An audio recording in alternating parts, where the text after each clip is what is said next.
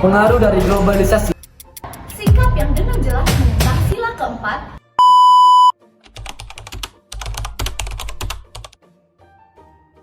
Apakah kalian pernah menyadari bahwa perubahan gaya hidup dari zaman yang lalu ke zaman yang sekarang itu sangat berubah pesat? Akibatnya, pengaruh globalisasi ini membuat antara individu dengan individu lainnya saling memiliki ketergantungan satu dengan yang lain. Di abad ke-21 ini, pengaruh dari globalisasi sangat dirasakan. Perkembangan teknologi yang terjadi pula membuat semua orang bisa terhubung dengan adanya media sosial. Namun, sangat disayangkan pengaruh dari globalisasi ini mengakibatkan terjadinya penyimpangan gaya hidup, salah satunya adalah perilaku konsumtif. Pengaruh iklan, tekanan sosial seperti mengikuti tren, serta ingin menjadi sama seperti orang yang dikagumi menjadi penyebab utama dari gaya hidup konsumtif. Gaya hidup konsumtif menggambarkan kecenderungan atau keinginan seseorang untuk terus-menerus membeli barang maupun jasa secara berlebihan yang sebenarnya.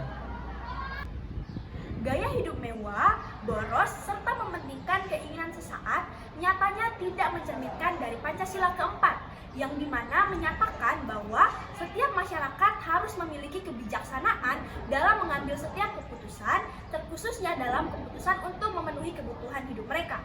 Nah, gaya hidup konsumtif akhirnya membuat seseorang tidak memikirkan kebutuhan serta kepentingan mereka di masa yang akan datang.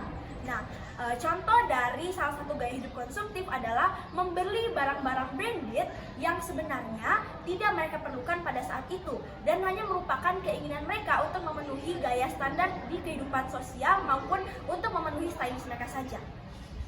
Sikap yang memperdulikan kesenangan sesaat membuat tidak adanya kesiapan menghadapi kebutuhan ekonomi yang akan datang di kemudian hari.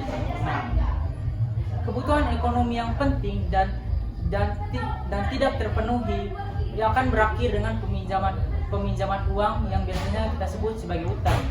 Nah, tidak tersentuh sila keempat, yaitu memiliki kebijaksanaan, menyebabkan permasalahan ekonomi seperti ketimpangan ekonomi, utang yang berlebihan, hingga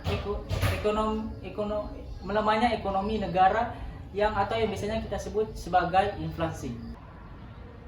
Sebagai generasi muda, kita harus menghindari sikap konsumerisme.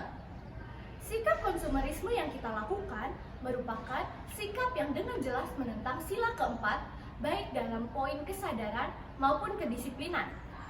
Sikap konsumerisme ini tentu saja salah dan tidak boleh dilakukan. Dengan mengikuti paparan iklan maupun idola atau yang biasa kita kenal sebagai sikap FOMO, maka dengan begitu kita dengan mudah ingin membeli barang-barang yang sebenarnya kita tidak butuhkan.